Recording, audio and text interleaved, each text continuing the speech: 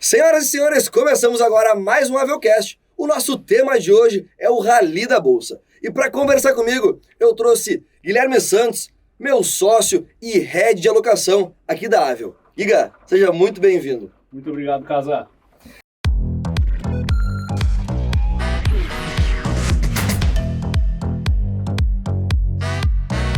Bom, pessoal, a temática de hoje dessa transmissão é o Rally da Bolsa. Afinal de contas, no mês de junho, o índice Bovespa subiu de uma forma expressiva. E o investidor se pergunta, quais foram os motivos, quais foram os agentes causadores dessa alta? Obviamente, o nosso mercado já vinha esperando, né? A gente já vinha vendo alguns embates para reduzir curva de juros, porque esse parecia o caminho para que a Bolsa respirasse novamente, e de fato parece estar acontecendo. Isso aí, Casa, muito bom. Quando a gente vai olhar assim, o histórico do Brasil, acho que todos os investidores de hoje conseguem olhar, que a gente tem um histórico de mudanças ao longo do tempo, desde os anos 60, passando por crise de petróleo, a nossa bolha.com, a crise de 2008 e por aí vai. Certo. E um negócio que é que tange bem ao cerne de tudo isso, essas mudanças, é que quando se tem um modelo, né, a gente pode pensar assim, na estrutura do Brasil como uma empresa, por exemplo, a gente tem um modelo e aquele modelo é estressado, chega num ponto que há uma ruptura. E quando existe a ruptura, necessariamente tem que ter uma reforma, né? A gente tem que mudar alguma coisa para evitar que essa ruptura aconteça.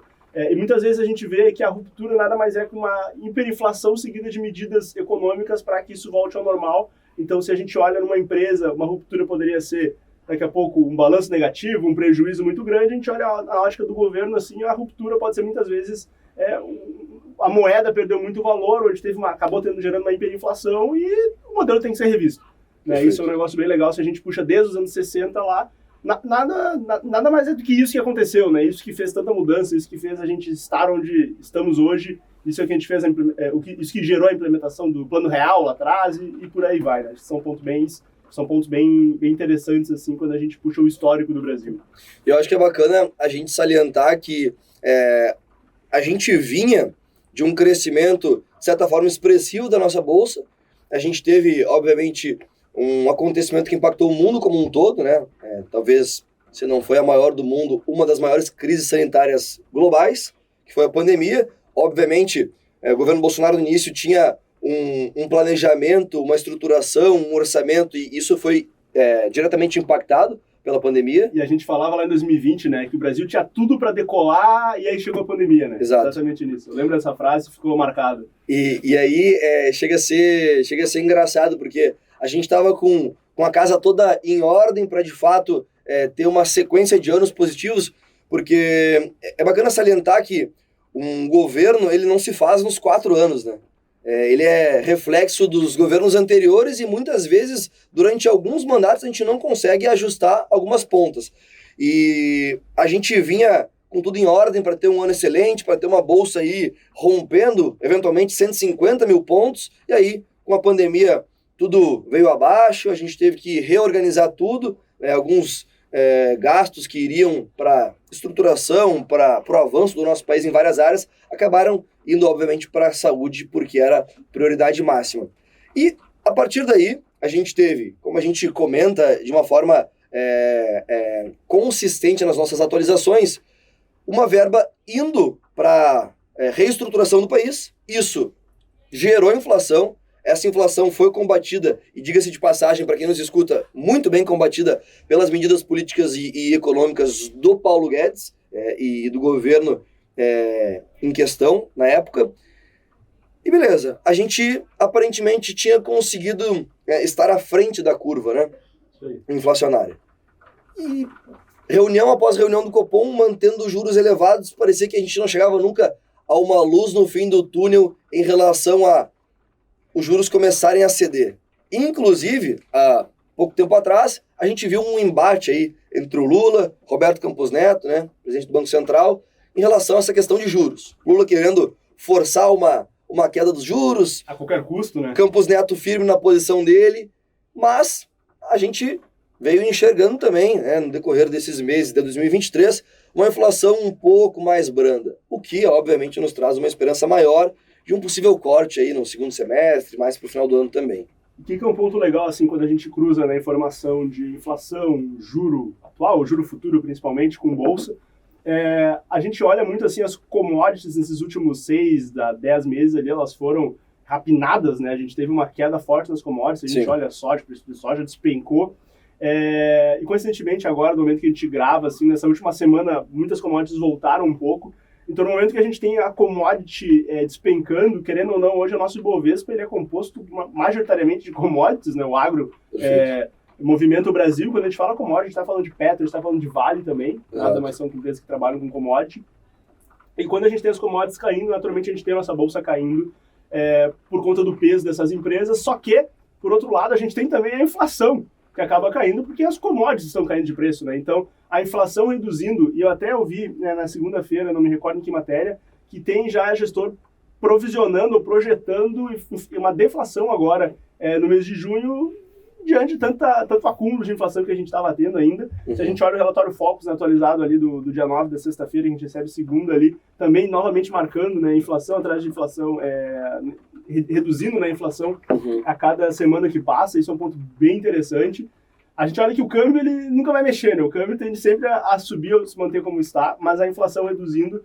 No momento que a gente tem uma inflação reduzindo, naturalmente a gente espera, a gente projeta uma redução também de corte de juros, né? Uma redução dos juros.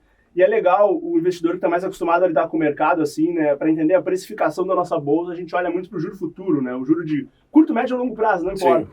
E quando a gente olha assim, o juro de 2024, já que a gente está na metade do ano, né? O juro de janeiro ali de 24, ele já está passando para a gente um juro acumulado abaixo de 13%. Sim. Isso quer dizer que o mercado já está projetando, o mercado já está precificando uma Selic em torno de 12% a 12,5% para fechar o acumulado, né? Se a gente tem 13,75 hoje, a gente tem até janeiro para fechar em 13, naturalmente tem que ser abaixo de 13 para que a média fique dentro do que o mercado já está projetando. Tá? Então, muitas vezes, isso é um negócio bem legal da gente falar, né? Inflação, taxa de juros, a bolsa em si, são tudo indicadores posteriores, indicadores atrasados a alguma sanção econômica, ou alguma crise econômica, né? Então, aconteceu a crise... É aí que as medidas são tomadas. Exatamente. E hoje a gente olha assim, vamos dizer que, sei lá, em outubro, novembro, o Banco Central reduz a taxa de juros para 12,5%, agora eu vou comprar a bolsa. Na verdade, o mercado hoje já está projetando isso, né? Então, a hora que a gente entende quem quer surfar rally de bolsa é esse momento agora. A gente viu desde maio que já teve uma explosão na bolsa. Sim. E agora seria um momento, né? A gente fez há um tempo atrás, acredito que um mês e pouco atrás, uma transmissão também com o Marcelo Cincão, né, um dos nossos fundadores aqui do escritório, e uma experiência vasta na parte de renda variável, e ele trouxe um caso que, embora pareça engraçado, ele é muito verdadeiro, né? A gente vê fila para comprar a bolsa 130 mil pontos, e a gente vê o investidor fugindo quando a bolsa está a 90 mil pontos. Só que aqui vale a pena a gente salientar um indicador que é de extrema importância quando a gente fala de preço de bolsa. Pô, tá caro, tá barato, essa empresa é boa, não é? Existe uma infinidade de indicadores para a gente poder fazer uma boa avaliação.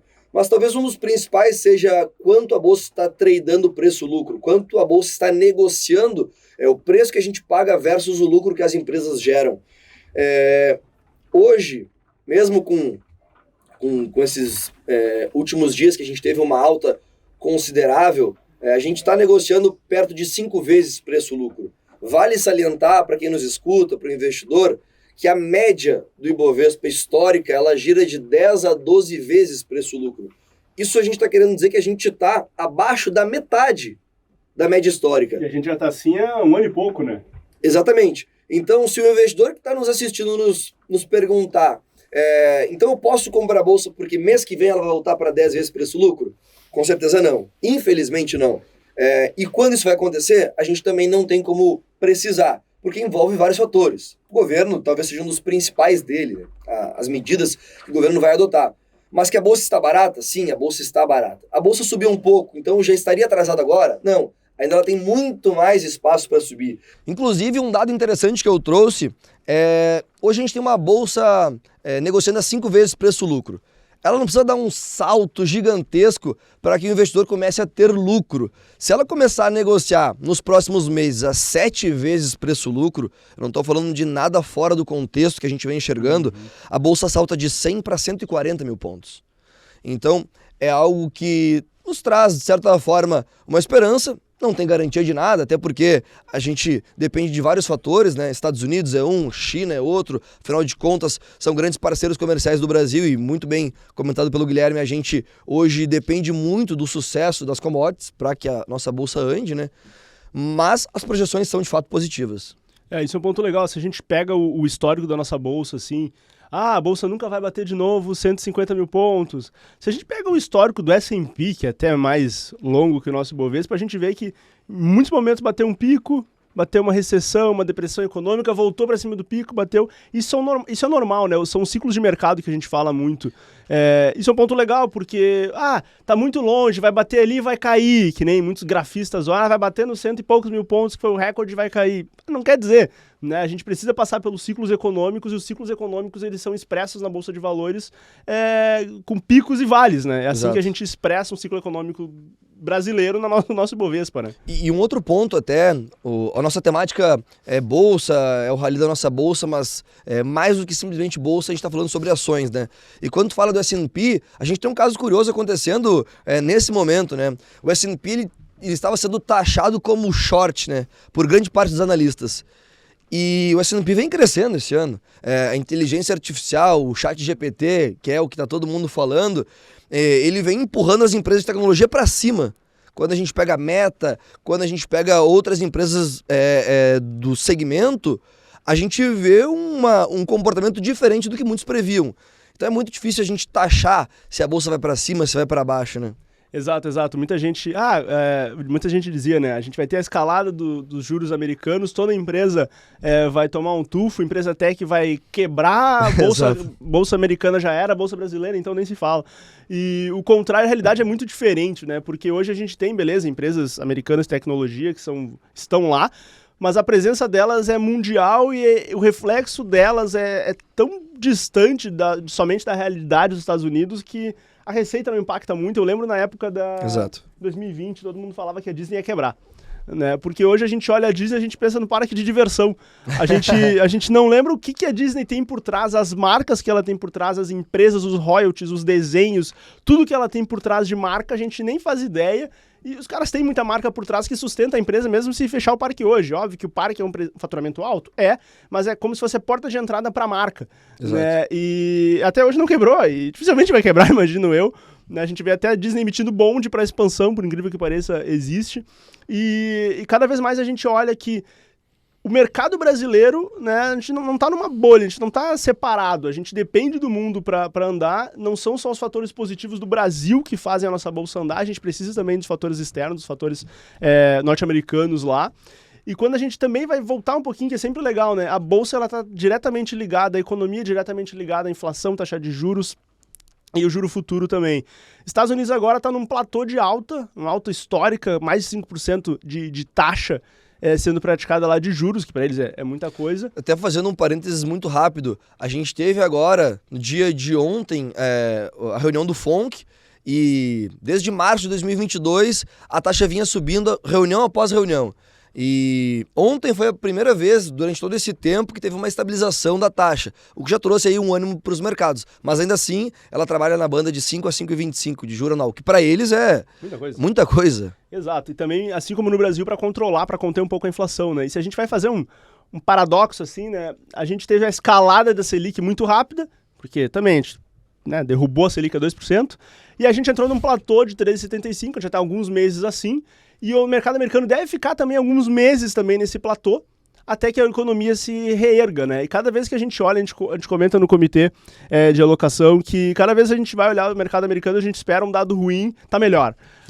Então aquela frase se não me engano, foi do Buffett lá em 2020, nunca aposte contra a América, cada vez ela volta mais, sabe? Ela uma coisa vem mais forte, né? Ela vem mais forte, mesmo eles passando pelo período mais caótico que eles tiveram de inflação, agora nesse ano e na metade do ano passado para cá, pior inflação registrada na história, eles conseguiram se reerguer, sabe? Então isso é um negócio bem curioso, assim. Então, gerando vaga. O Jerome Powell deixou bem claro, após a reunião do FONC, ele sempre fala, né? O chairman deles foi lá e deixou muito claro que ano que vem tem eleição por lá. Ele não quer reduzir curva de juros para agradar o mercado e depois ter um repique. Então ele prefere ser cauteloso, até de fato ter um controle inflacionário realmente efetivo e aí sim ter espaço para conseguir reduzir juros, do que daqui a pouco ele reduz juros, agrada o mercado, a inflação começa a vir mais forte novamente e ele vai ter que, mais uma vez, pesar a mão. Então ele prefere ter um caminho um pouco mais flat, de maior controle, até para conseguir ter de certa forma, aí tirar uma febre do mercado com um pouco mais de assertividade. Acho que é, da parte dele, muito importante. E isso também não deixa de ser algo importante para o Brasil. Porque se a gente tem um juros mais controlado lá, uma economia, não diria melhorando, porque a economia americana ela é sempre muito forte, né? E Exato. Quem é Brasil para se comparar a uma economia americana? Mas, para o Brasil sendo um país emergente, é muito importante com que os países, né, que investem aqui estejam saudáveis economicamente. Porque senão, se a gente vê juros subindo lá de uma forma ininterrupta, a gente enxerga a fuga de capital da nossa bolsa aqui. E que obviamente, tem tudo a ver com o que a gente está falando, né? Exato. Hoje tem gestor já comentando que o Brasil nas condições atuais está muito mais atrativo que México, que era o nosso principal concorrente em termos assim de bolsa, de negociação, de valuation, de atrativo, tá? Para quem não se recorda, em 2020, enfim, o governo derrubou o Selic para 2%, o México derrubou de 6% para 4% e se reergueu muito mais rápido naquele período de pandemia Sim. lá. E tá hoje muito distante, assim, em termos econômicos da gente, e a gente começa a olhar de novo para o Brasil em termos de competitividade, voltando a ser muito mais atrativo que o próprio México, ele é nosso principal competidor, olhando a nível de investimento, né? Investidor estrangeiro vai investir onde? Até então o México fazia mais sentido, o Brasil volta à tona aí. Até porque hoje o México tem uma taxa de juros real em 4%, o Brasil tem o dobro disso. Exato. Então assim, a gente espera se equalizar com eles aí ao longo do tempo, mas ainda para quem vê de fora, olhando risco e retorno, no Brasil ainda é mais atrativo do que o México nesse atual momento. Exatamente. Perfeito. E aí surge aquela boa e velha dúvida do investidor, eu brinco que é a pergunta do milhão, né?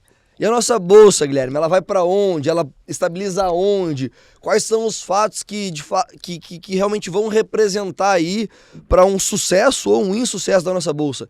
Eu acho que é legal até deixar anotado aqui, a gente comentar que existe de fato muito caminho para esse corte de juros, e um corte de juros ele é muito benéfico para a nossa bolsa. Então, a gente falou aí de no final de 2023 bater 12,5, se tudo correr bem, ótimo. De repente em 2024 a gente voltar para uma casa de 10 seria excelente, porque daria fôlego para a nossa bolsa seguir aí um caminho de alta. Agora, não depende só disso, né? O governo precisa segurar gastos, a gente precisa enxergar uma postura aí do governo, eu não diria nem ajudando, mas não atrapalhando a bolsa, acho que já seria suficiente, né? É isso aí, a gente tem muito na cabeça aquela ideia que o governo ele precisa ajudar, e quando a gente olha a economia americana é o contrário, né? O governo deixa tudo andar, tudo rolar, e cada vez mais a gente tem que ter uma economia mais forte, a economia brasileira mais forte, e o governo deixando as coisas acontecerem, as coisas se encaixarem ali, né? Eu compartilho esse mesmo pensamento. Legal. Agora a gente tem, falando, né, sobre questões políticas que influenciam diretamente no rally da nossa bolsa, tanto o arcabouço fiscal como também a reforma tributária. A reforma tributária não é novidade, não é desse governo, não é do governo passado, ela já vem há muito tempo aí sendo ajustada de um lado, ajustada do outro, para de fato passar. Cada novo governo renova-se as esperanças, porque isso de fato traria aí também todo um novo modelo, e isso traria mais credibilidade para o nosso país, ajustariam muitas coisas que favoreceriam as empresas, afinal de contas, a bolsa ela nada mais é do que uma composição de várias empresas, então isso tudo agregaria valor. A arcabouço já está aí em patamares bem mais avançados, mas a reforma é um tema que pelos próximos meses ou anos, avançando já traria um bom ânimo. Exato. E recapitulando aquilo que eu falei lá no início, né, a reforma nada mais é do que um modelo que chegou no limite e precisa ser ajustado. Né? Só que o momento que a gente começa a empurrar com a barriga esse ajuste, às vezes a gente demora muito para tomar uma decisão, tomar uma iniciativa, e acaba que a gente perde tempo e a gente acaba impactando diretamente o país com isso, né? Perfeito, Guilherme. Eu recebi uma pergunta aqui que eu achei bem interessante, né? A gente está falando, né, comentou sobre uma estabilização, ao menos momentânea, dos juros nos Estados Unidos. A gente está vendo aí um cenário mais otimista para o Brasil. E a pergunta que eu recebi eu achei bem interessante. Ainda vale a pena investir em mercado americano? Eu achei uma pergunta interessante pelo fato de que essa demanda nos foi trazida com bastante ênfase logo após a troca do governo, né? Uhum. Então se tinha aí um temor muito grande, como vai ser o governo Lula, etc. E eu acho que é relevante a gente trazer um pouco à tona. Pô, será que o mercado americano ainda é um bom negócio? Assim, ó, a gente entende que segue sendo um bom negócio, tá? A gente tem um problema hoje no Brasil, no brasileiro como um todo, tá? Que provavelmente alguém já ouviu falar sobre home bias, né? Que é o viés doméstico. A gente entende que tudo que acontece com a gente movimenta o mundo e a gente está dentro de uma bolha onde, na verdade, não é a realidade. A gente depende de muitas coisas do mundo lá fora do que da gente propriamente dito, né? A gente tem hoje, tudo que a gente tem em casa vai ter alguma coisa que é fabricada nos Estados Unidos ou pertence a uma empresa americana. Então, querendo ou não, a gente já tem dólar no nosso dia a dia, mas a gente tem a moeda real, né? Sim. Então, tem muito empresário, tem muito empreendedor que, além da empresa, que já é um baita risco no Brasil, tem capital aqui, tem tudo aqui dentro, tem previdência no Brasil, tem tudo aqui dentro, não tem nada de diversificação fora, não pensa nada no mercado americano. E hoje em dia que está muito mais fácil de acessar um mercado, a gente não precisa ficar dependente da ideia de BDR, que até 2021 ali era, infelizmente, era o veículo, né? Era o veículo que tinha. Agora a gente não precisa mais ficar dependente disso, então é muito legal a gente buscar formas de investir lá fora, formas de diversificar. A gente entende que sim, o mercado americano continua como a economia mais forte aí do mundo, e a gente tem que estar próximo de quem está, entre aspas, ganhando, né? Exato. Prova disso foi o que a gente comentou aqui, né? Enquanto muitos analistas de mercado viam um 2023 amargo para os Estados Unidos, a realidade é muito o contrário disso, né?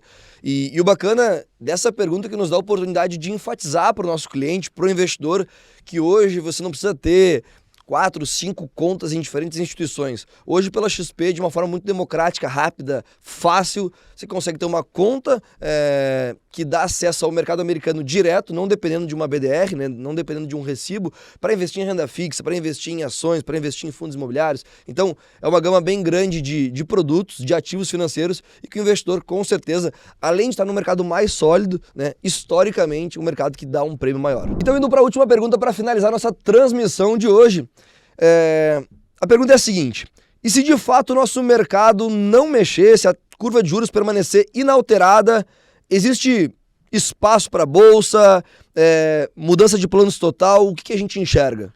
Perfeito, legal, excelente pergunta essa daí. Na prática, se tudo tiver como está, a gente vai continuar vendo a bolsa nesse pouquinho que ela vem entregando. E naturalmente a gente só vai manter como está se a gente não tiver nenhum reflexo positivo ali de inflação reduzindo, né? Então isso é um ponto bem legal, são pontos que a gente está batendo com bastante força, bastante convicção, a gente repetiu N vezes aqui durante esse tempo. Pior cenário que a gente tem é a nossa taxa de juros, a Selic, se manter no patamar em que a gente está, dos 3,75, não mexer nada, a gente vai continuar com muita empresa com problema, a gente vai continuar com muito empresário batendo no governo para redução, porque de fato isso impacta negativamente muita empresa, principalmente empresa tomadora, né? Empresa que busca crédito no mercado, isso impacta a bolsa como um todo. Tem muita empresa, a bolsa que é fornecedora de N empresas no Brasil, então é uma cadeia que acaba se afetando. Mas isso impacta, não deixando de deixar claro, na geração de emprego. Exato, diretamente ligado à geração de emprego no Brasil, o que é diferente do mercado americano, porque os dados que a gente vem vendo, assim, do relação de emprego e do desemprego, né, eles continuam empregando, sim, mesmo num cenário caótico, porque o mundo comprou a ideia do sonho americano, né? Então muita gente acaba indo para lá. Sonho brasileiro, a gente não tem muito isso, né, ainda. Não é tão reforçado. Não é muito reforçado. Então a gente acaba que gera muito desemprego, aumenta muito o desemprego, e a forma de solucionar isso, querendo ou não, é a redução de taxa de juros, porque isso gera um estímulo para as empresas, né? Se eu tenho uma empresa hoje, por exemplo, que eu consigo rentabilizar 10% ao ano, não faz o menor sentido eu investir no meu negócio, eu invisto no Tesouro Selic, que é 3,75, e vou ficar ali tranquilo. Exato. Né? Então a gente entende que o pior cenário é a gente ver essa bolsa de pouquinho em pouquinho, talvez um tempo maior, ela estagnada nesse nosso PL de 5 e pouco ali que a gente está, mas a gente não enxerga mais riscos diferentes disso, e a própria precificação de juros assim no mercado futuro a gente enxerga que está dando sinais bem diferentes do que se manter como está. Bacana, vale a pena a gente seguir acompanhando, mas as projeções por hora são positivas. A gente acredita que de fato a gente vai ter um alívio nos próximos meses na nossa Selic, isso tende a movimentar nossa bolsa positivamente também. Nos resta seguir aguardando os próximos movimentos da economia e do governo também, e a gente segue aqui informando todos vocês. Até a próxima. Um abraço. Tchau, tchau.